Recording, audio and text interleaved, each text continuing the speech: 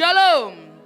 Mari kita sedikit belajar tentang apa itu Sukot, Imamat 23, ayat yang ke-39 sampai ayat yang ke-43. Akan tetapi pada hari yang ke-15, bulan yang ke-7 itu, pada waktu mengumpulkan hasil tanahmu, kamu harus mengadakan perayaan bagi Tuhan 7 hari lamanya. Pada hari yang pertama haruslah ada perhentian penuh, dan juga pada hari yang ke-8 harus ada perhentian penuh. Pada hari yang pertama kamu harus mengambil buah-buah dari pohon-pohon yang elok, pelepah-pelepah pohon-pohon korma, ranting-ranting dari pohon-pohon yang rimbun, dan dari pohon-pohon gandarusa. Dan kamu harus bersukaria di hadapan Tuhan Allahmu 7 hari lamanya. Kamu harus merayakannya sebagai perayaan bagi Tuhan 7 hari lamanya dalam setahun. Itulah suatu ketetapan untuk selama-lamanya bagimu turun-temurun. Dalam bulan yang ke-7 kamu harus merayakannya. Di dalam pondok-pondok daun kamu harus tinggal 7 hari lamanya. Setiap orang asli di Israel haruslah tinggal di dalam pondok-pondok daun, supaya diketahui oleh keturunanmu bahwa aku telah menyuruh orang Israel tinggal di dalam pondok-pondok selama aku menuntun mereka sesudah keluar dari tanah Mesir. Akulah Tuhan Allahmu. Saudara, orang Yahudi percaya, saudara, itulah kenapa kalau saya tidak salah setelah peperangan kemarin yang terjadi di Israel, itu mereka sedang merayakan Sukot, saudara. Mereka sedang dalam hari raya, dan ini pernah terjadi lagi di beberapa tahun yang lalu dengan judul Yom Kippur War, saudara. Hari itu Israel juga mengalami serangan yang sama dari 3 negara yang berbeda. Saya pernah lihat di museumnya, dibandingkan antara senjata Israel dan senjata dari 3 negara yang berbeda. Itu jauh, saudara. 0 dan 1000 jauh sekali. Tapi hari itu sekali lagi Tuhan berdaulat dan Tuhan memberikan kemenangan kepada Israel. Saudara, peperangan yang kemarin itu kalau saya tidak salah membaca, itu juga terjadi ketika mereka sedang mengalami yang namanya perayaan ini, saudara. Dan orang Yahudi percaya bahwa shelter yang disebutkan di Alkitab ini atau pondok-pondok daun itu adalah kemuliaan Tuhan yang menaungi dan menudungi mereka. Jadi pondok daun di sini adalah awan kemuliaan yang menolong mereka, yang menyertai mereka, yang melindungi mereka, yang disebutkan di Keluaran 40, saudara. Saudara, ketika saya baca ayat ini, saya tidak bisa pungkiri, tiba-tiba ada ledakan di hati saya dan dia berkata, "Nak, ini adalah janjiku untuk setiap anak-anakku." Mari kita lihat, saudara, apa yang disebutkan di Keluaran 40. Ayat yang ke-34 sampai ayat yang ke-38. Lalu awan itu menutupi kemah pertemuan dan kemuliaan Tuhan memenuhi kemah suci. Sehingga Musa tidak dapat memasuki kemah pertemuan. Sebab awan itu hinggap di atas kemah itu dan kemuliaan Tuhan memenuhi kemah suci. Apabila awan itu naik dari atas kemah suci, berangkatlah orang Israel dari setiap tempat mereka berkemah. Tetapi jika awan itu tidak naik, maka mereka pun tidak berangkat sampai hari awan itu naik. Sebab awan Tuhan itu ada di atas kemah suci pada siang hari, dan pada malam hari ada api di dalamnya. Di depan mata seluruh umat Israel pada setiap tempat mereka berkemah. Dan hari itu ketika saya baca firman ini, dia berkata, "Nah, awan itu menutupi setiap kita dan kemuliaan Tuhan itu yang akan memenuhi setiap hidupmu." Artinya apa? Penyertaan Tuhan itu akan selalu ada seperti tiang awan, saudara. Dan ketika saya baca ini, dia berkata, "Nak, untuk selama 1 tahun ke depan, jangan khawatir karena penyertaanku akan sempurna dalam hidupmu. Tiang awan itu yang akan menyertai engkau kemanapun engkau pergi." Saudara, karena ketika saya lihat akan terjadian ketika tiang awan, itu menarik, saudara. Saudara, kita ini kadang kalau baca Alkitab, mendengar atau melihat kisah, itu seringkali bukan lewat Alkitab tapi lebih banyak nonton, saudara. Kita tahu tentang Yusuf, hafalkan apa? Nonton, saudara ya. Kita lihat tentang Musa, banyak yang hafal, kenapa? Nonton, saudara. Tapi ternyata yang di Alkitab itu berbeda loh, saudara. Kalau kita baca ulang sedikit berbeda, enggak full, tapi sedikit berbeda. Saya coba cek ke beberapa orang, saya tanya, pada saat yang awan itu muncul dan menyertai bangsa Israel, Musa itu lagi ngapain, saya tanya. Dan kemudian saya bertanya, ketika Musa itu membelah laut, Musa itu angkat tangan sekali langsung boom, terbelah dan langsung jalan atau bagaimana? Nah, kebanyakan yang nonton, saudara, lihatnya angkat tangan, boom, kebelah langsung jalan. Supaya durasi filmnya tidak terlalu panjang ya saudara ya. Tapi ternyata perhatikan yang di Alkitab itu lain saudara. Keluaran 14 ayat yang ke-15 sampai ayat yang ke-25. Kalau saudara perhatikan, berfirmanlah Tuhan kepada Musa, mengapakah engkau berseru-seru demikian kepadaku? Katakanlah kepada orang Israel supaya mereka berangkat. Dan engkau angkatlah tongkatmu dan ulurkanlah tanganmu ke atas laut dan belahlah airnya. Sehingga orang Israel akan berjalan dari tengah-tengah laut di tempat kering. Tetapi sungguh aku akan mengeraskan hati orang Mesir. Sehingga mereka menyusul orang Israel dan terhadap Firaun dan seluruh pasukannya. Keretanya dan orangnya yang berkuda. Aku akan menyatakan kemuliaanku. Saudara, saya akan berhenti sebentar sampai di sini. Saudara, ketika kita bicara tentang penyertaan Tuhan, yang kita mau itu hidup mulus, saudara. Ya, ketika kita bicara tentang penyertaan Tuhan, yang kita mau hidup itu mulus. Tapi kalau saudara baca kisah di Alkitab, Tuhan itu sengaja membuat hati orang Mesir dan Firaun itu menjadi apa? Keras. Loh, ini Tuhan loh saudara. Dia jelas berkata, aku akan mengeraskan hati orang Mesir. Yang mengeraskan hati orang Mesir dan Firaun itu siapa? Tuhan. Lah kalau kita baca, loh Tuhan kok rada gila ya? Ya loh saudara. Katanya penyertaannya sempurna. Maunya kan mulus. Tapi kenapa Tuhan biarkan dia keraskan akan hatinya? Menurut saya kenapa? Keras, dikejar, libas kalian. Tapi kadang kita terlalu cepat apa? Marah dan kecewa dengan Tuhan. Dalam penyertaan, dalam jalan disertai Tuhan, kita terlalu cepat marah dan kita berkata, loh Tuhan kok engkau keraskan hatinya? Loh Tuhan kok engkau buat susah-susah, kenapa? Tapi hari ini saya mau berkata demi kasih Tuhan, semua yang dia izinkan terjadi, itu adalah bagian dari master plan-nya Tuhan. Sekalipun kelihatannya itu menyulitkan kita. Sekalipun kelihatannya itu menyusahkan kita.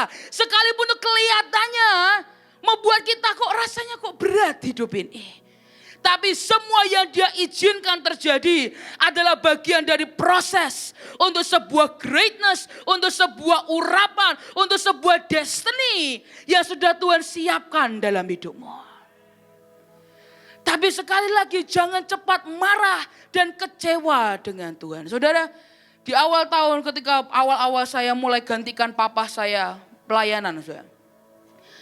Dan ketika di awal-awal bulan saya masih ingat Tuhan beri saya firman Yosua 1, saudara. Dan firman-Nya berkata, aku akan menyertai engkau seperti aku menyertai hambaku Musa. Dan di pikiran saya sama seperti kebanyakan orang.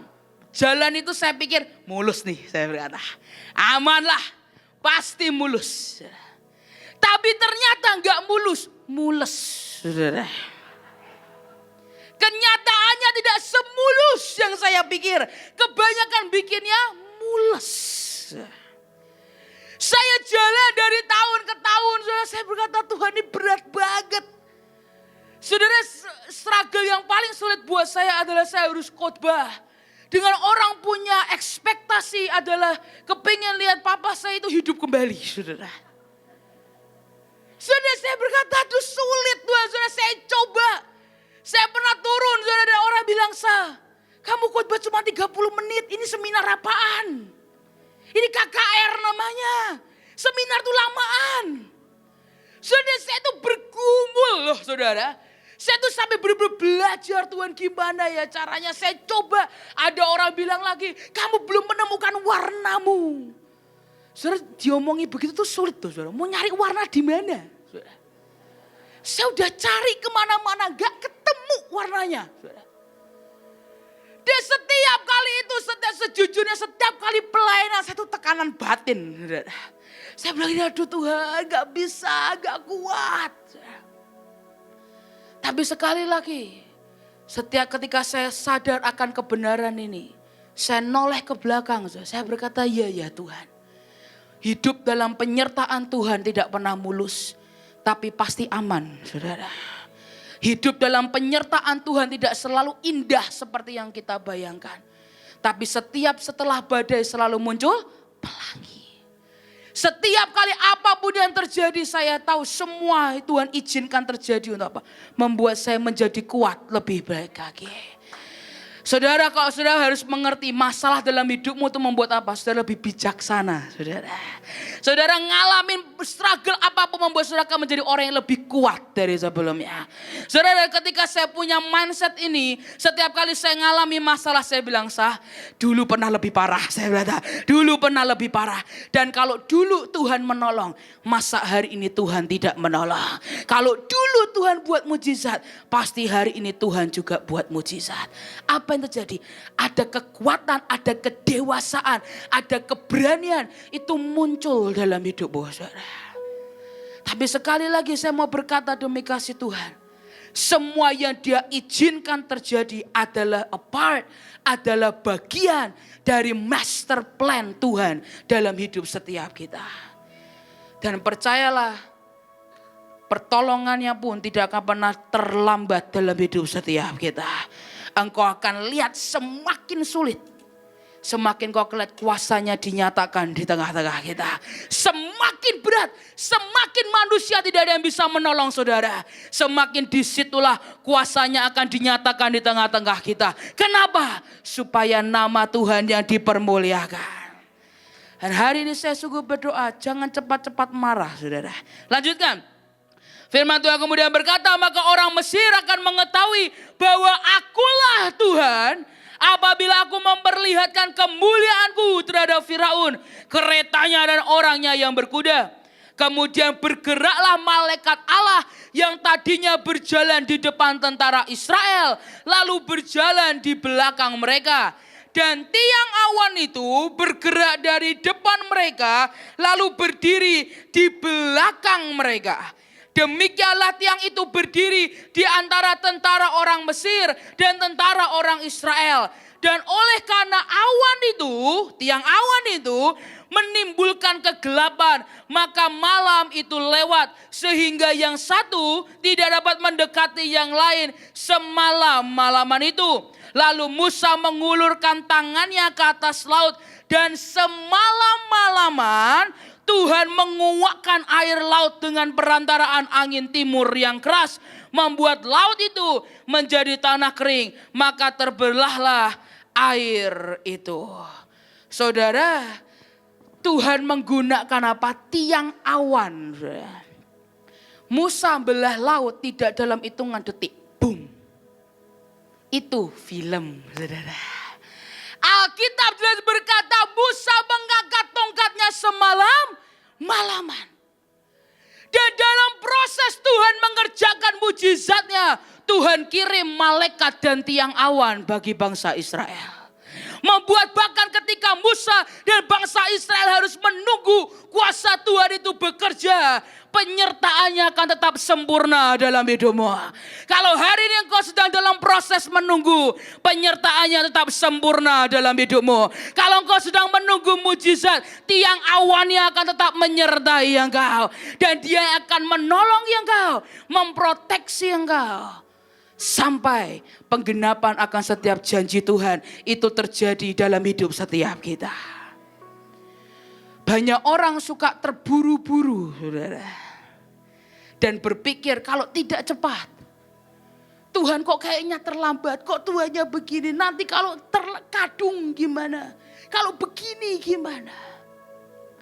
Saudara, Dia Tuhan yang punya master plan dalam hidup kita. dia tidak pernah terlambat, dia juga yang tidak pernah terlalu cepat. Dia tetapkan semuanya. Dan dalam proses kita harus menunggu sekalipun, dia kirimkan tiang awan. Itu ada untuk menyertai setiap kita. Bahkan kemudian kalau saudara lihat, bukan cuma hanya tiang awan, tapi juga tiang awan dan tiang api. Itu menghancurkan dan mengacaukan semua musuh dari bangsa Israel. Saudara perhatikan ini. 1 tahun ke depan, lihat dan perhatikan, Tuhan akan kirim tiang awan dan tiang api buat setiap kita. Untuk apa? Menolong kita menyelesaikan tugas dan mandat yang dari Tuhan. Tiang awan dan tiang api dia akan kirimkan buat saudara untuk mengobrak-abrik semua musuh dalam hidupmu. Supaya apa? Ulangan 28 terjadi dalam hidupmu.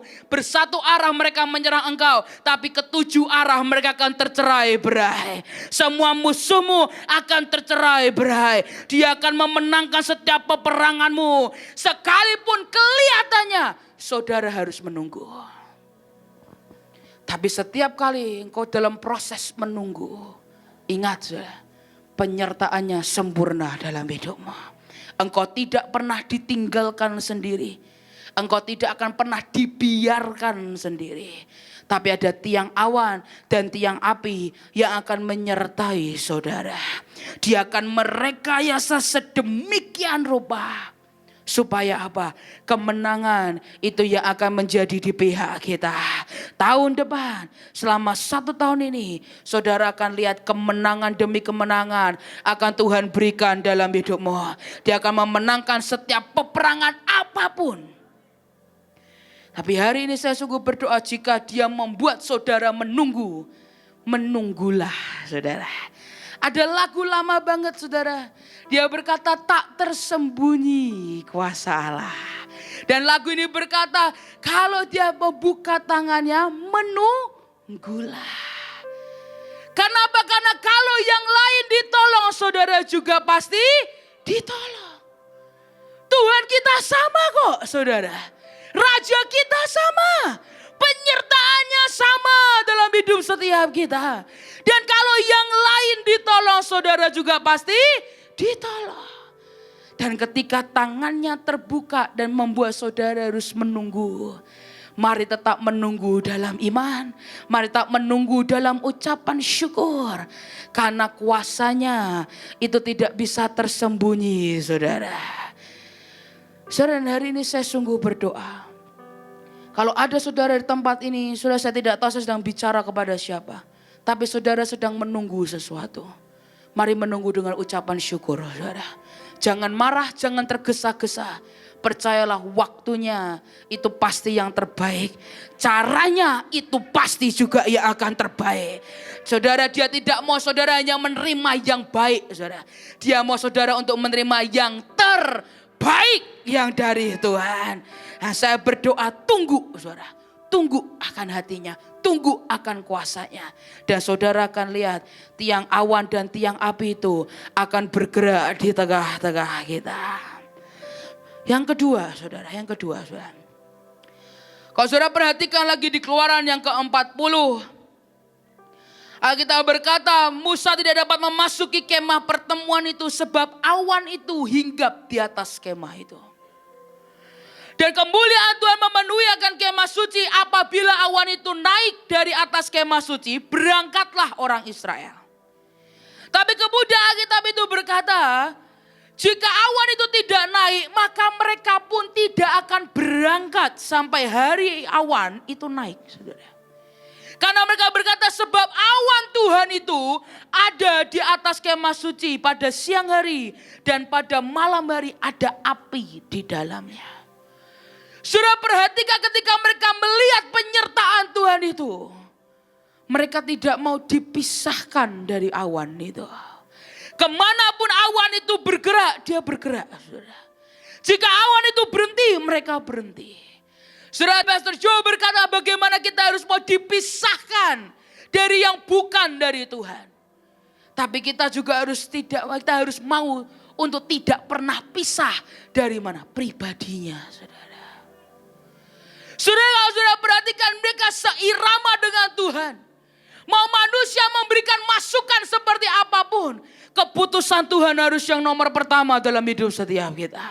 Jika awan itu tidak bergerak, mari jangan bergerak.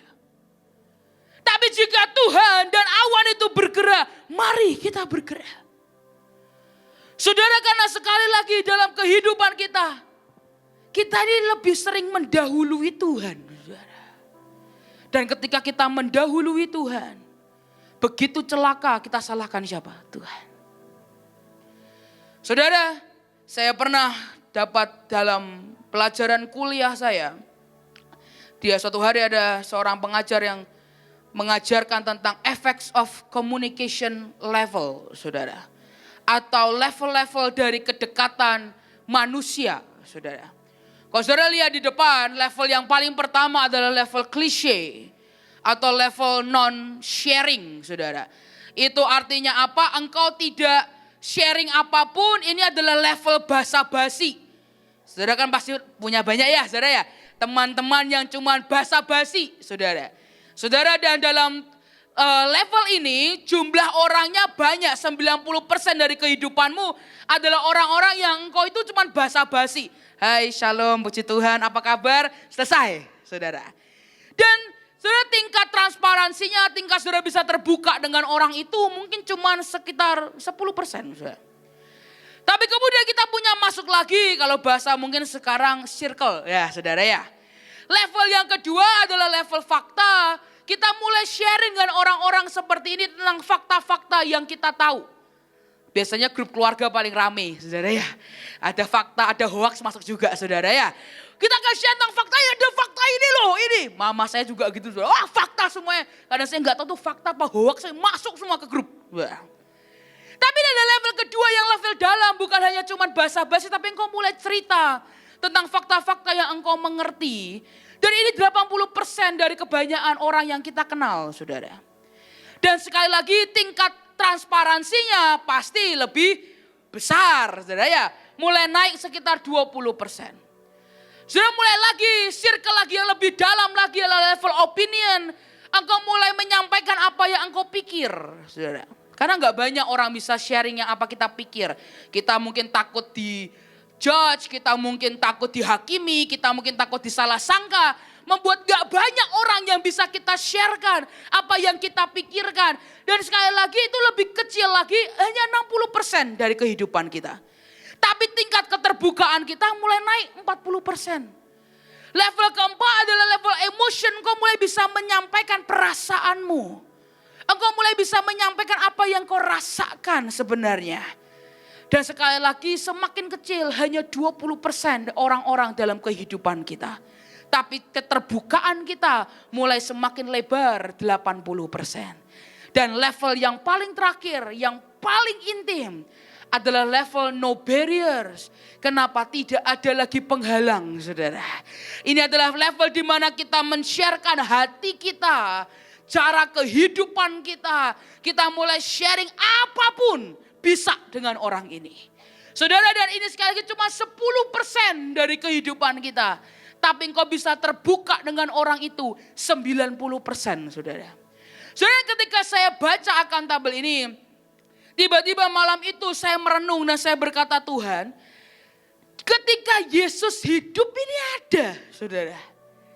Level orang-orang ini tuh ada. Di Alkitab juga ada, saudara.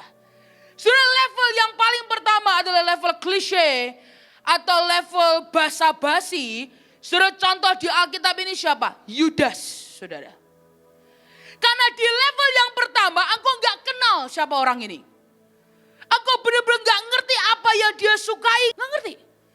Itulah kenapa kalau saudara baca di Yohanes 12, Yudas berkata, ngapain sih minyak narwastu ini gak dijual aja. Ya kan? Ngapain? Uangnya berikan kepada orang-orang miskin. Kenapa Yudas gak ngerti hati Yesus? Dia gak bisa ngerti yang buat Yesus itu precious. Dia gak bisa ngerti. Kenapa? Karena Yudas dengan Yesus cuma ada di level ini. Level basa-basi. Yang lebih parah lagi di Matius 26 ayat yang ke-47, dan kalau saudara baca di The Message, sebelum dia menjual Yesus. Alkitab berkata, the one I kiss, that's the one, seize him. Yang orang yang aku cium, itu adalah orangnya, tangkap dia. Dan Alkitab berkata, he went straight to Jesus. Dia datang ke Yesus dan ngapain? Apa kabar, Rabi? Ini level bahasa basi. Dia gak punya kedekatan, dia gak peduli. Yang lebih penting uang daripada guruku. Dia lebih suka sesuatu yang manusiawi dan duniawi daripada Tuhannya. Kalau lagu kan ada yang jauh di mata namun dekat di hati. Kalau Yudas dekat di mata namun jauh di hati. Yesus di depannya persis dan tetap terhilang. Itulah kenapa engkau boleh pelayanan selama mungkin. Engkau boleh kenal Yesus selama mungkin. Engkau mungkin punya pemimpin terhebat di dunia ini. Dan engkau tetap masih bisa terhilang, saudara. Kenapa? Karena level kita dengan Tuhan, cuma di basa-basi. Dan ini adalah level di mana ketika ada goncangan, ada badai, ada kekecewaan, kita akan mudah ditelan oleh iblis. Saudara, dan ini adalah level yang baik untuk memulai hubungan dengan Tuhan. Tapi tidak baik untuk bertahan, saudara. Dengan cepat level yang kedua adalah level fakta. Level di mana kita mulai share tentang apa yang kita tahu, fakta-fakta apa. Dan di hidup Yesus dia melakukan ini dengan banyak orang. Dia menyebagikan hidup, kebenaran, keselamatan, kabar baik dan sebagainya.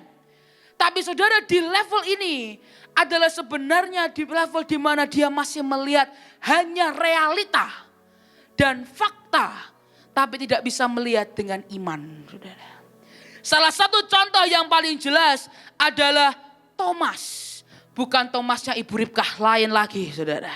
Kalau Thomasnya Ibu Ribkah ini, wah lihatnya udah pakai iman terus, saudara. Kadangnya saya belajar dari beliau, lain, Thomasnya lain, saudara. Tapi Thomas yang di Alkitab, dia berkata, sebelum aku melihat bekas paku pada tangannya, sebelum aku mencucukkan jariku ke dalam bekas itu, sebelum aku mencucukkan tanganku pada lambungnya, sekali-kali aku tidak akan percaya. Saudara, bagus sih, engkau gak mudah percaya ya kan saudara dengan berita, bagus. Tapi kalau itu berurusan dengan Tuhan, Tuhan sudah memberimu sebuah janji. Dia beri engkau contoh saudara, salah satu yang saya pegang sampai hari ini. Tuhan tidak akan pernah mempermalukan anak-anaknya. Itu yang saya pegang sampai hari ini, saudara. Dan setiap kali saya berjumpa dengan fakta yang kemungkinan besar akan mempermalukan saya punya pilihan. Saya akan pegang janji Tuhan yang akan berkata, engkau tidak akan pernah mempermalukan anak-anakmu. Atau engkau memilih berkata, Tuhan, engkau mempermalukan aku. Faktanya begini, padahal ya belum tentu. Tapi ini adalah level di mana orang-orang yang rada maaf ya, ndablek. Kenapa pakai pikiran sendiri, pakai hikmat sendiri. Kadang sudah perlu jedir sendiri. Baru, oh iya ya, ternyata aku salah Tuhan. Saudara, suatu hari ada sebuah cerita. Ini bukan cerita asli ya saudara, ini cerita kayangan. Tapi menurut saya ini benar adanya saudara. Ada seorang yang bernama, mari kita sebut Om Kristen. Saya pernah sampaikan, saya pernah cerita. Tapi jangan saya mengulangi buat saudara yang mungkin belum pernah dengar akan cerita ini. Suatu hari Om Kristen dari kampung A, dia mau pindah ke kampung B. Dan untuk melewati jalan itu, ada satu jalanan yang cukup terjal. Kanan kiri jurang. Kalau hujan licin, gelap, tidak ada siapapun. Dan semua orang berkata, Om Kristen, ini sudah malam, ini mulai hujan, ini mulai rintik-rintik, janganlah berangkat ke sana. Tapi sekali lagi Om Kristen sama seperti kebanyakan kita, sukanya ndablek, saudara ya. Saudara, dan dia berkata, enggak, aku akan tetap jalan. Jangan khawatir, dia bawa obor besar. Dia bilang ini tidak akan pernah mati. Dan singkat cerita ketika dia jalan dan dia melewati akan jurang itu, benarlah hujan semakin deras, jalan semakin licin, masuklah teroposlah dia ke dalam jurang. Dia coba raih semua yang dia bisa, dan ketika dia raih satu, dia meraih akan sebuah ranting, saudara. Dia pegang pada ranting itu sampai akhir. Dan ketika itu dia ingat pada Yesus. Dan dia mulai teriak, Tuhan tolong aku. Dan hari itu surga gempar, saudara. Kenapa ada satu anak Tuhan berteriak minta tolong. Dan malaikat semua gempar, Bapak pun bertanya, ada apa ini? Siapa yang butuh pertolonganku? Datanglah malaikat dan dia berkata, siap Bapak. Bapak, anakmu satu masuk jurang. Kok bisa? Dablek Bapak. Tapi masuk jurang Bapak. Sekarang dia pegangan ranting. Dia butuh pertolongan kita. Dan Bapak berkata, ayo kita tolong anakku, kirim malaikat. Malaikatnya pergi, cuma beberapa menit kembali lagi. Dia berkata, Bapak maaf, ini lagi high season Bapak. Malaikatnya sibuk semua. Lagi melayani anak-anakmu di dunia. Lagi sibuk, ini high season. Permintaannya banyak banget Pak. Dan hari itu tuh kemudian Bapak berkata, terus gimana? Ada satu Bapak yang tersisa. Tapi malaikatnya kurus Bapak. Sayapnya besar kok, tapi badannya kurus. Panggil dia. Dan malaikat kurus ini mulai terbang. Kadang kintir ke sana, kintir ke sini. Keberatan sayap. Dia jalan pelan-pelan dan dia menghadap, siap Bapak. Dan Bapak berkata, oke aku kirim kamu, tolong Om Kristen. Dia berkata, sampaikan pesanku. Dia berkata, siap. Dia terbang, tapi pelan-pelan. Sudah biar tidak kintir. Dia sampai, dia mendatangi Om Kristen dan dia berkata, Shalom. Mau kurus pun kan tetap malaikat ya saudara ya. Shalom. Dia datang pelan-pelan dan Om Kristen berkata, luar biasa Tuhanku yang kusembah. Tolongi aku. Dan malaikat ini berkata, maaf Om. Tapi saya di sini cuma menyampaikan pesan. Loh. Saya ini butuh pertolongan. Iya Om, tapi ada pesan dari Bapakmu di surga yang mencintai Om. Dan dia mulai berkata, udah cepet apa? Mulai kram nih tanganku. Kata Bapak Om, lepaskan saja tangannya. Om Kristen mendengar itu murkalah dia. Dan dia berkata, Bapak itu Bapak. Aku sudah pelayanan mati-matian. Perpuluhan gak pernah bolong. Persembahan. Aku bangunkan gereja demi gereja. Dan sekarang ini balasanmu ya Bapak. Dia berkata, gak mungkin. Pasti kamu bohong. Saya Om, gak berani Om. Saya cuma menyampaikan pesan dari Bapakmu di surga. Singkat cerita Om Kristen marah-marah saudara. Malaikatnya sempat sakit hati. Tapi karena malaikat cepat pulihnya saudara ya. Dia berkata, ya sudah Om, tugas saya sudah selesai di sini. Dia berkata, Shalom. Dan malaikat ini terbang balik ke surga saudara. Om Kristen yang ditinggal dengan kondisi seperti itu, dia marah. Dan dia mulai kutuki Tuhan saudara. Apa-apa nih aku perlu ditolong, malah katanya suruh lepaskan saja. Harusnya aku dibopong bawa naik. Lah malaikatnya bawa diri aja gak bisa, saudara kok suruh bopong orang lain. Dia marah-marah saudara. Sampai akhirnya dia berkata, oke, aku akan pegang ranting ini sampai akhir. Nanti aku akan tunggu begitu matahari muncul. Aku bisa lihat batu ini, ranting itu aku akan naik dengan kekuatanku sendiri. Saudara, dan singkat cerita dia bermalaman bertengger di ranting itu saudara. Namanya jurang, ular lewat. Kalau jengking lewat, bertahan. Kenapa? Kesel sama Bapak di surga, bertahan. Sampai matahari tiba-tiba mulai menyingsing, dia mulai lihat, oh ada batu di situ, ada ranting di situ, wah aku bisa naik. Dan dia berkata, aku akan naik dengan kekuatanku sendiri. Dan nanti ketika aku di atas, aku akan cerita ke anak cucuku, Bapakmu bisa karena kekuatanku sendiri. Bukan karena Bapak di surga. Bapak di surga tidak mau tolong saya. Tapi sebelum dia naik, dia berkata, saya mau lihat dulu ke bawah. Biar ceritanya makin mantap. Kedalaman berapa meter, ratus meter. Ini kedalamannya. Dan ketika dia noleh ke bawah, 10 senti. 10 senti itu cuman, selesai. Kangen ngapain kram? Nggak usah, lepas. Nyampe. Dia bisa nunggu di bawah, bikin perapian kalau pinter. Begitu matahari dia bisa cari jalan keluar. Ngapain dia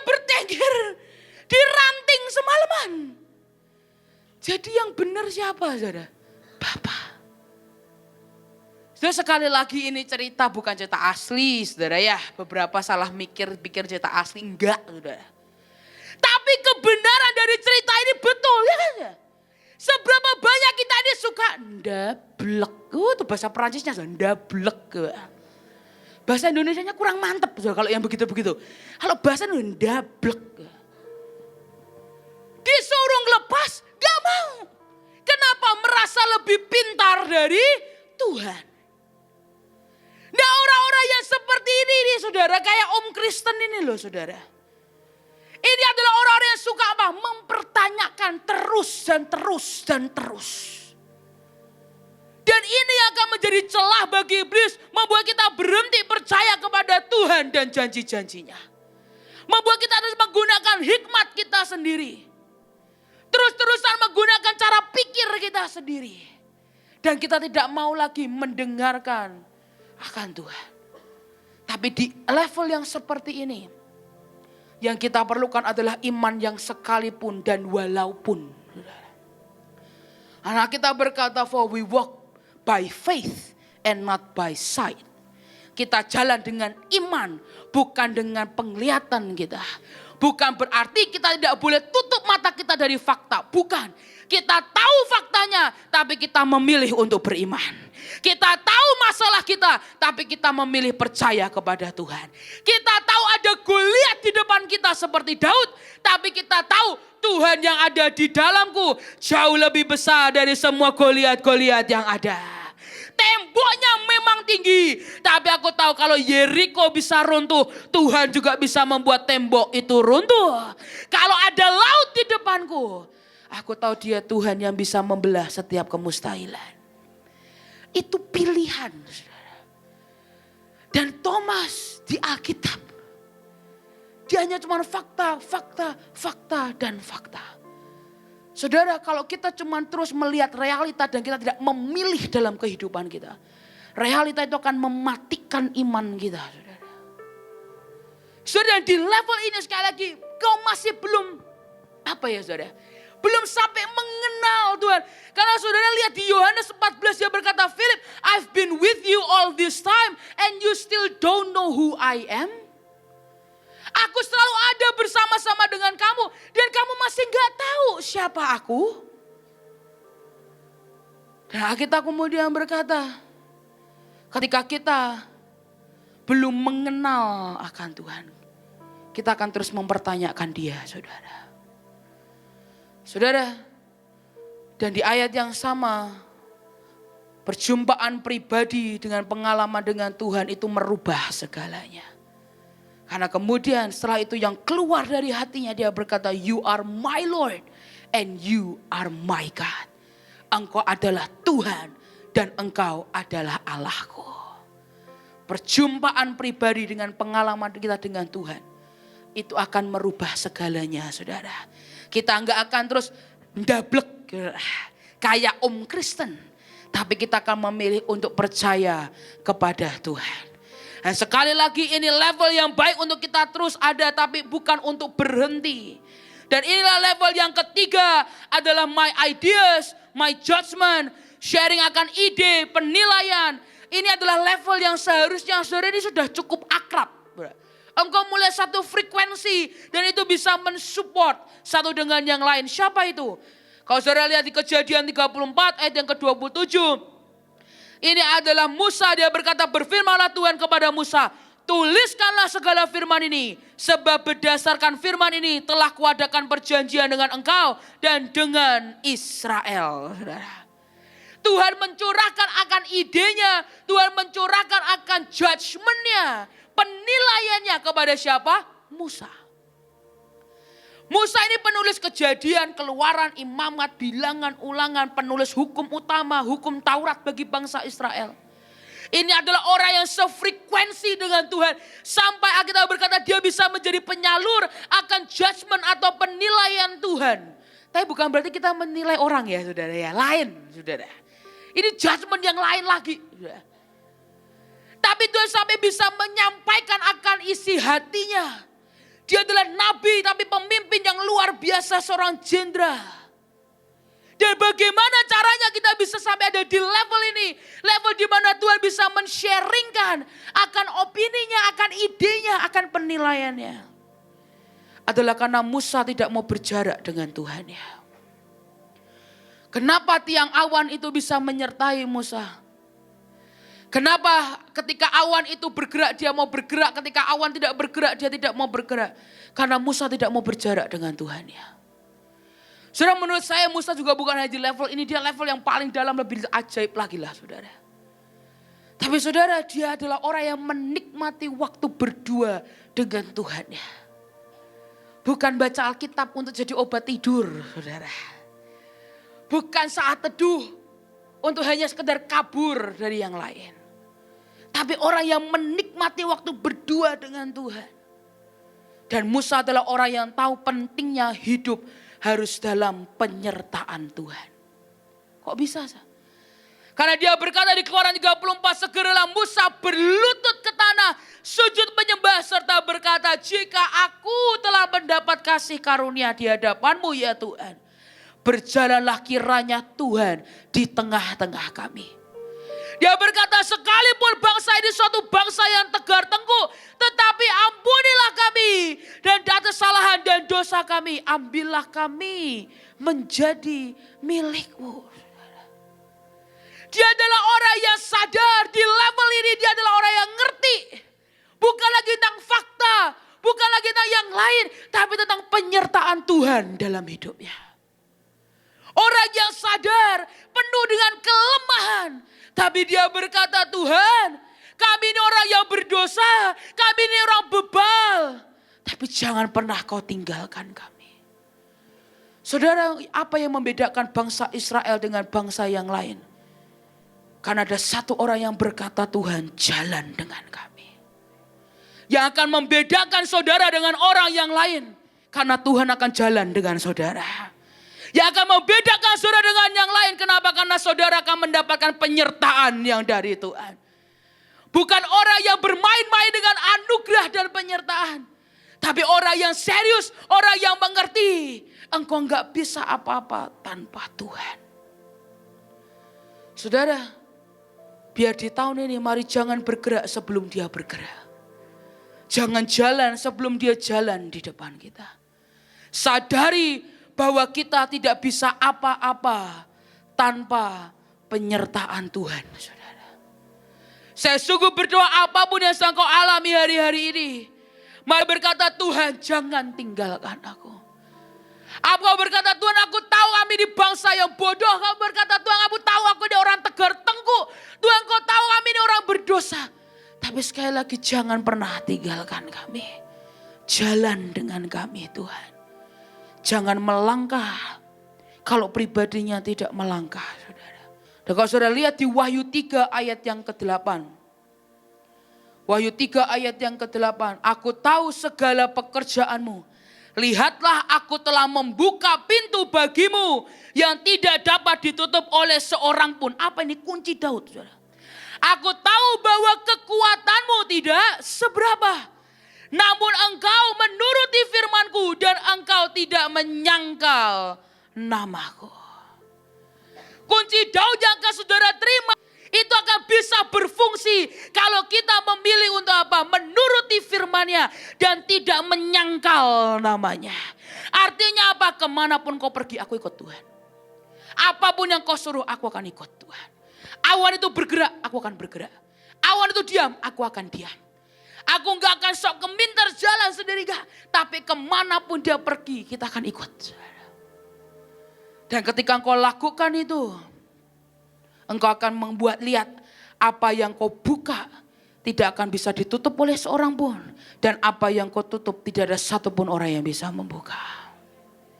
Dan hari ini saya sungguh berdoa. Kalau saudara ingat kita masuki tahun P, Dalet. Saudara. Dalet juga artinya mewakili kerendahan hati. Tapi kesadaran penuh bahwa kita ini gak bisa apa-apa tanpa Tuhan. Kita tidak bisa apa-apa tanpa Tuhan. Sadar bahwa kita ini tidak mampu tanpa Tuhan. Dan di ujung ketidakmampuan kita, kita akan menuruti firman Tuhan. Kenapa? Kalau orang tidak berdaya, dia akan mengikuti apapun kata orang yang lebih kuat dari dirinya.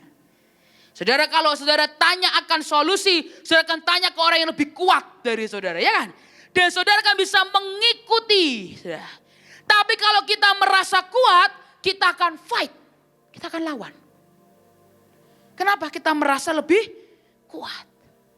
Tapi kalau hari ini saudara tahu engkau merasa tidak mampu, engkau tidak bisa tanpa penyertaan Tuhan, maka apapun yang dia katakan kita akan ikuti, saudara. Bukan karena kepaksa, tapi karena kita tahu kita harus ikut dia yang lebih kuat dari kita. Saudara, dan ketika kita berhasil, kita tidak akan menyangkal akan namanya. Dan ketika engkau lakukan itu, kunci Daud itu akan berfungsi dalam hidupmu. Tapi pesannya ingat, yang pertama, jangan cepat marah ketika proses Tuhan turun dalam hidupmu. Karena penyertaannya sempurna dalam hidup setiap kita. Tapi yang kedua, dia ingatkan, apapun yang terjadi jangan bergerak sebelum awan itu bergerak. Jangan melangkah jika dia Tuhan tidak merintahkan. Tapi ketika dia berkata go, mari langsung lakukan. Dia berkata go, langsung lakukan. Jangan tunda dan jangan tunda. Jalan dengan dia, ikuti firman-Nya, jangan sangkal namanya. Maka kunci Daud itu yang akan berfungsi di tengah-tengah kita.